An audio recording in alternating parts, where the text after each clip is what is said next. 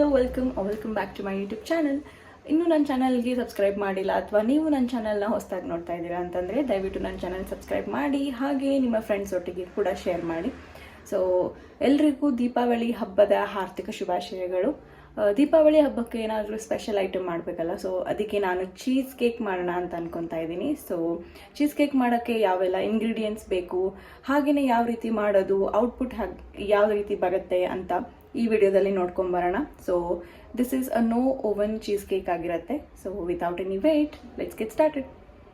So ಮೊದಲನೇದಾಗಿ biscuits ಬೇಕಾಗುತ್ತೆ base ಮಾಡೋಕ್ಕೆ ಅಂತ. ಸೊ ನಾನಿಲ್ಲಿ ಪಾರ್ಲೆಜಿ ಬಿಸ್ಕೆಟ್ ತೊಗೊಂಡಿದ್ದೀನಿ. ನೀವು ಯಾವುದಾದ್ರೂ ತೊಗೋಬೋದು. Digestive biscuit or Biscoff, Lotus Biscoff biscuit ಅಂತ ಕೂಡ ಬರುತ್ತೆ. It's also a good choice for cheesecake. ನನ್ನ ಹತ್ರ ಇದೆ ಇರೋದ್ರಿಂದ ನಾನು ಬಿಸ್ಕೆಟ್ ಪಾರ್ಲೆಜಿ ಇದೆ ತಗೊಂಡಿರೋದು.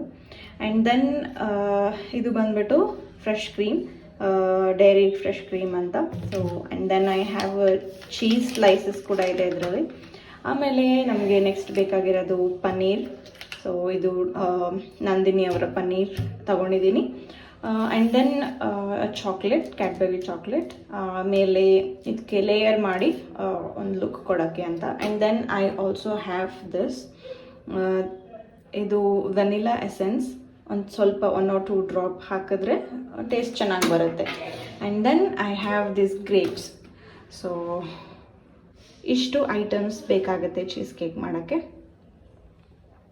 ನೀವು ಬ್ಲೂಬೆರೀಸ್ ಯೂಸ್ ಮಾಡಿಕೊಂಡು ಕೂಡ ಮಾಡ್ಬೋದು, ಅಥವಾ ಮ್ಯಾಂಗೋ ಯೂಸ್ ಮಾಡಿಕೊಂಡು ಮಾಡ್ಬೋದು, ಆರ್ ಜಸ್ಟ್ ಚಾಕ್ಲೇಟ್ ಕೂಡ ಯೂಸ್ ಮಾಡಿ ಮಾಡ್ಬೋದು.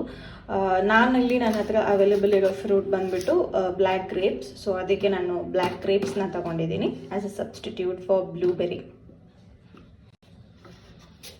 ಸೊ ಫಸ್ಟ್ ಸ್ಟೆಪ್ ಬಂದುಬಿಟ್ಟು ಬಿಸ್ಕೆಟ್ಸ್ನ ಪೌಡರ್ ಮಾಡ್ಕೋಬೇಕು. ಸೊ ಈ ರೀತಿಯಾಗಿ ಪೌಡರ್ ಆಗಿದ್ಮೇಲೆ ಇದನ್ನು ಒಂದು ಕಂಟೈನರ್ಗೆ ಹಾಕ್ಕೊಳ್ಳೋಣ. ಸೊ ಈ ಪೌಡರ್ಗೆ ಒಂದು ಸ್ವಲ್ಪ 2 to 3 ಟೇಬಲ್ ಸ್ಪೂನ್ ಮೆಲ್ಟ್ ಆಗಿರೋಂಥ ಗೀ ಹಾಕ್ಕೊಳ್ಳೋಣ. ಸೊ 2 to 3 ಸ್ಪೂನ್ ಹಾಕಿದ ತಕ್ಷಣ ಈ ರೀತಿಯಾಗಿ ಒಂದು ಸ್ವಲ್ಪ ಈ ಪೌಡರ್ ಮಾಯಿಸ್ಟ್ ಥರ ಆಗಬೇಕು. ಸೊ ದ್ಯಾಟ್ ನೀವು ಅದನ್ನು ಈ ರೀತಿಯಾಗಿ ಪ್ರೆಸ್ ಮಾಡಿದ್ರೆ it will form a base layer. ನೋಡಿದ್ರಲ್ಲ, ಈ ರೀತಿಯಾಗಿ ಮಾಡ್ಕೋಬೇಕು. ಸೊ ಈ ಮಿಕ್ಸ್ಚರ್ ಏನಿದೆ ಒಂದು 15 to 30 ಮಿನಿಟ್ಸ್ ಇದನ್ನು ರೆಫ್ರಿಜರೇಟ್ ಮಾಡ್ಕೊಬೇಕು. ಸೊ ಇದನ್ನು ರೆಫ್ರಿಜರೇಟ್ ಮಾಡೋಕ್ಕೆ ಇಟ್ಕೊಂಡು ಅಷ್ಟರಲ್ಲಿ ನಾವು ಇದ್ರ ಮೇಲೆ ಬೇಕಾಗಿರೋ ಕ್ರೀಮ್ನ ರೆಡಿ ಮಾಡ್ಕೊಳ್ಳೋಣ. ಆಮೇಲೆ ಅದೇ ಜಾರ್ಗೆ ನಾನೊಂದು 50 ಗ್ರಾಮ್ಸ್ ಪನ್ನೀರ್ ಹಾಕ್ಕೊತಾ ಇದ್ದೀನಿ. ನೀವು ಮನೇಲಿ ಪನ್ನೀರ್ ಕೂಡ ಮಾಡ್ಕೋಬೋದು, ಹಾಲಿಗೆ ವೆನಿಗರ್ ಹಾಕಿ ಅದನ್ನು ಕೂಡ ಪನ್ನೀರಾಗಿ ಯೂಸ್ ಮಾಡಿದರೆ ತುಂಬಾ ಚೆನ್ನಾಗಿ ಬರುತ್ತೆ. ಬಟ್ ನಾನಿಲ್ಲಿ ರೆಡಿಮೇಡ್ ಪನ್ನೀರ್ನ ತೊಗೊಳ್ತಾ ಇದ್ದೀನಿ. ಅದಕ್ಕೆ ಒಂದು ಸ್ವಲ್ಪ ಫ್ರೆಶ್ ಕ್ರೀಮ್ ಕೂಡ ಹಾಕೊಳ್ಳೋಣ.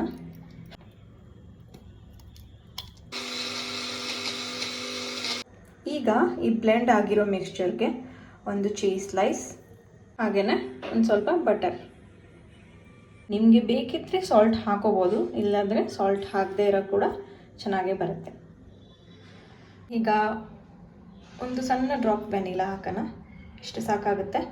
ಸೊ ಇದಕ್ಕೆ ನೀವು ಶುಗರ್ ಕೂಡ ಹಾಕೋಬೋದು. ನಾನು ಯೂಸ್ ಮಾಡ್ತಾ ಇರೋದು ಲೋ ಗ್ಲೈಕಾಲಿಕ್ ಇಂಡೆಕ್ಸ್ ಇರೋ ಶುಗರು. ಸೊ ಶುಗರ್ ಆರೋಗ್ಯಕ್ಕೆ ಒಳ್ಳೆಯದಲ್ಲ, ಬಟ್ ಸ್ಟಿಲ್ ಒಂದು ಸ್ವಲ್ಪ ನೋಡ್ಕೊಂಡು ಹಾಕಿ. ಸೊ ನೋಡಿ, ಈ ರೀತಿಯಾಗಿ ಕನ್ಸಿಸ್ಟೆನ್ಸಿ ಬರಬೇಕು. ಒಂಥರ ಸ್ಮೂತ್ ಪೇಸ್ಟ್ ಥರ, ತುಂಬ ಗಟ್ಟಿಯಾಗೂ ಇರಬಾರ್ದು, ತುಂಬ ನೀರಾಗೂ ಇರಬಾರ್ದು. ಸೊ ಈ ರೀತಿಯಾಗಿ ಒಂದು ಗ್ಲಾಸಿ ಫಿನಿಶ್ ಬಂದಿದೆ ನೋಡಿ, ಎಷ್ಟು ಚೆನ್ನಾಗಿ. ಸೊ ಇಲ್ಲಿ ನೋಡಿ, ಈ ರೀತಿಯಾಗಿ ಕಾಣಿಸ್ತಾ ಇದೆ. ಸೊ ಇದನ್ನು ಇದ್ರ ಮೇಲೆ ಪೋರ್ ಮಾಡೋಣ.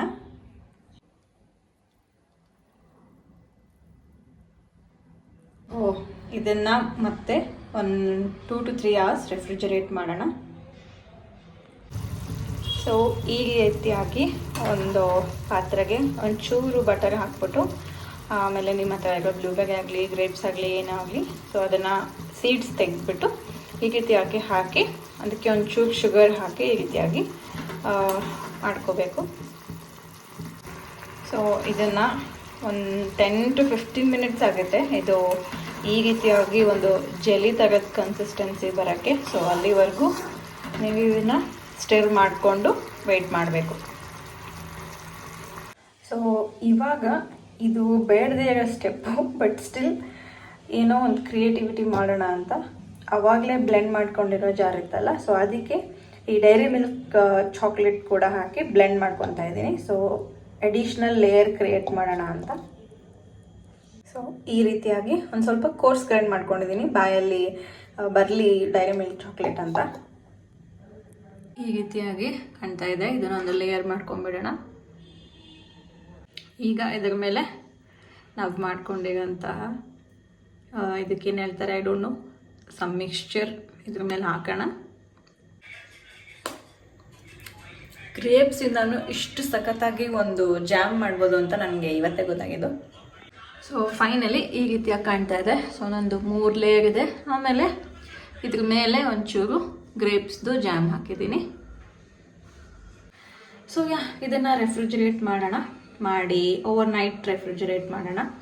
ಸೊ ಮಾಡಿ ನೆಕ್ಸ್ಟ್ ಡೇ ಮಾರ್ನಿಂಗ್ ಹೇಗೆ ರಿಸಲ್ಟ್ ಬಂತು ಅಂತ ನಿಮಗೆ ತೋರಿಸ್ತೀನಿ.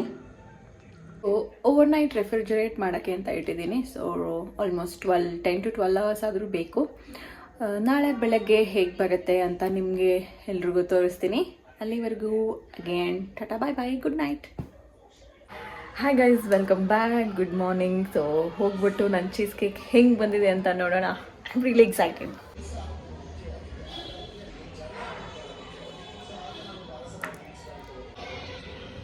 ಸಖತ್ತಾಗಿ ಬಂದಿದೆ. It's so yummy. ಅಲ್ಲಿ ನೋಡಿ ಎಷ್ಟು ನೀಟಾಗಿ ಬಂದಿದೆ. ನಾನಂತೂ ಆಲ್ರೆಡಿ ಹಾಫ್ ಖಾಲಿ ಮಾಡಾಯಿತು. ಅಮೇಝಿಂಗ್ ಆಗಿ ಬಂದಿದೆ. ಎಲ್ಲರೂ ನೀವು ನಿಮ್ಮ ಮನೆಯಲ್ಲಿ ಈ ರೀತಿಯಾಗಿ ಚೀಸ್ ಕೇಕ್ನ ಟ್ರೈ ಮಾಡಿ, ಹಾಗೆಯೇ ಹೇಗೆ ಬಂತು ಅಂತ ಕಾಮೆಂಟ್ ಸೆಕ್ಷನಲ್ಲಿ ತಿಳಿಸಿ. ಈ ಥರ ವಿಡಿಯೋಸ್ ಮತ್ತೆ ಮಾಡಬೇಕು ಅಂದರೆ ಕೂಡ ಕಾಮೆಂಟ್ ಸೆಕ್ಷನಲ್ಲಿ ತಿಳಿಸಿ ಅಂತ ಹೇಳ್ತಾ ಮುಂದಿನ ವಿಡಿಯೋದಲ್ಲಿ ಮತ್ತೆ ಸಿಗ್ತೀನಿ. Thanks for watching.